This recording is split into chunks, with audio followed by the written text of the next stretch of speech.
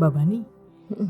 yang benar itu gangguan kesehatan mental atau gangguan jiwa? Gangguan jiwa itu nama lainnya gangguan kesehatan mental gitu. Jadi sama kayak yang kita peringati sekarang Hari Kesehatan Jiwa Sedunia. Jadi kalau kita bilang kesehatan jiwa itu sebenarnya sama aja sama kesehatan mental gitu. Oke, jadi kesehatan mental ya. Ya, Oke. betul. Lalu kira-kira siapa saja Mbak yang bisa terkena gangguan kesehatan mental tersebut? Kesehatan mental atau gangguan mental itu sama aja kayak penyakit fisik. Jadi semua orang bisa mengalami sakit-sakit tertentu dan semua orang juga berarti bisa mengalami kesehatan jiwa gitu. Oke. Keluarga Jakarta bicara tentang kesehatan mental saat ini menjadi isu utama prioritas mulai dari usia remaja. Sehingga sangat penting untuk dipahami secara komprehensif. Nah, berdasarkan data dari UNICEF, ada 55% remaja merasa sangat takut dan khawatir untuk menceritakan masalah gangguan kesehatan mental mereka atau kondisi kesehatan mental mereka. Dan ada 22% remaja merasa mereka berpikir bahwa terapi atau pengobatan kesehatan mental bisa mempengaruhi atau berdampak pada masa depan mereka. Nah, berdasarkan data tersebut, artinya sangat penting bagi pendidik dan utamanya orang tua untuk dapat memiliki pengetahuan dan informasi yang komprehensif dan memadai mengenai ragam gangguan kesehatan mental yang banyak dikeluhkan pada usia remaja. Nah, saat ini kita akan bicara tentang kesehatan mental dalam perspektif remaja bersama saya Erna Magdalena yang akan memandu topik kita saat ini dalam rangka Hari Kesehatan Jiwa Sedunia yang diperingati setiap tanggal 10 Oktober. Dan sudah hadir narasumber kali ini, beliau merupakan tenaga ahli kesejahteraan keluarga di Pusat Pelayanan Keluarga. Apa kabar Mbak Bani? Halo, baik. Alhamdulillah. Sehat Mbak? Sehat, alhamdulillah. Oke, sesuai dengan tema kita saat ini, yaitu kesehatan mental dalam perspektif remaja. Oke. Nah, sebetulnya apa Mbak ini maksud dengan kesehatan mental itu sendiri? Kesehatan mental itu adalah kondisi individu di mana individu tersebut dia bisa menjalankan memahami potensi-potensi yang ada dalam dirinya dia. Dia bisa menjalankan aktivitasnya dengan baik, kemudian dia bisa menyesuaikan dirinya dengan baik di lingkungan dan kondisi-kondisinya seperti itu.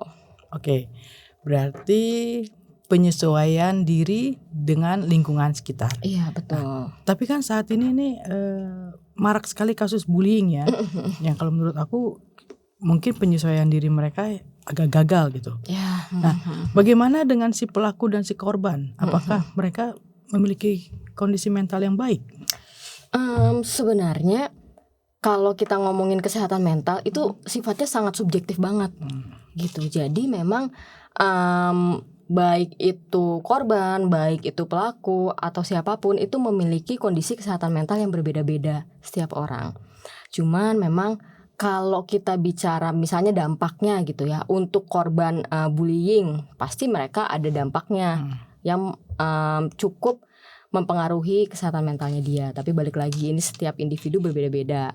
Ada yang mungkin dia bisa jadi rentan stres, ada yang mungkin dia jadi menarik diri dari lingkungan, kemudian mengganggu pola tidurnya atau mengganggu pola makannya dan lain sebagainya. Terus kemudian begitu juga dengan pelaku, ada latar belakang yang kondisi psikologis yang membuat mereka menjadi melakukan seperti itu, melakukan pelaku bullying dan sebagainya. Oke, nah kalau gitu faktor-faktor apa saja Mbak yang mempengaruhi gangguan kesehatan mental tersebut? Ada banyak faktor sih ya sebenarnya ya. Ada misalnya kita ngomongin faktor biologis, itu ada pengaruhnya dari genetik bisa jadi, terus kemudian pengaruh di pola pengasuhannya ketika kecil, gizinya dan lain sebagainya itu bisa mempengaruhi. Terus selanjutnya ada juga faktor psikologis. Itu dipengaruhi bisa jadi dengan copingnya dia ketika dia menghadapi stres atau menghadapi tekanan, copingnya dia bagaimana itu bisa mempengaruhi kesehatan mentalnya. Kepribadiannya dia juga. Kemudian faktor apakah dia pernah mengalami trauma di masa lalunya atau tidak, itu juga sangat mempengaruhi kondisi kesehatan mental seseorang. Terus kalau kita lihat dari faktor sosial juga gitu ya, faktor sosial, faktor ekonomi itu juga bisa mempengaruhi kondisi kesehatan mental seseorang. Terus kita lihat juga di faktor ekologi. Nah, faktor ekologi itu juga bisa mempengaruhi kondisi kesehatan mental seseorang gitu. Misalnya kayak kemarin kondisi bencana misalnya, itu bisa mempengaruhi kondisi pandemi gitu kan. Itu juga bisa mempengaruhi kondisi kesehatan mental seseorang gitu. Oke. Berarti banyak sekali faktor ya Iya, yang betul. mempengaruhi gangguan kesehatan mental Iya. individu. Nah, tadi ada faktor pola asuh, ya kan? Faktor kepribadian, kemudian ekologi, bencana alam, semua segala macam. Lalu bagaimana cara kita meningkatkan kesadaran tentang kesehatan mental kita sendiri? Aware ya. Oke. Gitu. Jadi kita aware dengan diri kita. Kalau memang misalnya ada sesuatu nih, kita udah merasa tidak nyaman, kita bisa aware itu. Kadang banyak juga orang yang ketika dia mengalami sesuatu, misalnya dia ngalamin stres gitu ya, stres kerjaan lah anggapnya gitu kan. Dia menganggap ya udah nggak apa-apa, biasa aja gitu kan. Jadi lama-kelamaan itu permasalahannya jadi menumpuk gitu kan, burnout lah, depresi lah, dan lain sebagainya gitu. Jadi yang pertama faktor tadi aware Aware dengan sadar diri. terlebih Betul, dulu. sadari diri. Terus kemudian kelola stresnya. Caranya? Tadi balik lagi kita ke aware. Kita tahu kalau kita lagi stres, itu kita enaknya ngapain ya? Gitu. Kalau saya kalau lagi stres biasanya suka scrolling Shopee. Nggak usah di check out juga nggak apa-apa sebenarnya, karena betul, yang penting ngeliat dulu, dimasukin keranjang gitu. Itu bisa membuat rilis stresnya gitu. Kita balik lagi ke Mbak Erna apa? Kalau saya makan ya. Makan, betul, makan juga bisa. Jadi pemakan segala. Makan segala ya. Kecuali temen. Oke, makan temen jangan ya. Iya benar. Jadi ketika kita kondisinya lagi stres, kita pahami dulu kita biasanya ngapain. Ada orang yang biasanya kalau lagi stres dia pengennya larinya ke olahraga, silakan gitu kan. Ada yang dia maunya curhat gitu kan, silakan gitu. Atau mungkin dia maunya makan gitu kan, atau ya jalan-jalan, liburan gitu, nggak apa-apa gitu. Jadi tadi kelola lagi stresnya. Terus juga faktor lainnya bisa cukupkan istirahat gitu, karena memang misalnya tidur ya gitu, kurang tidur juga kan itu bisa memicu stres gitu. Besokannya kita jadi pusing betul. Jadi nggak punya semangat gitu. Itu juga mempengaruhi. Terus kemudian pola makan yang teratur, olahraga yang teratur. Terus kemudian yang penting juga adalah berpikir positif. Gitu.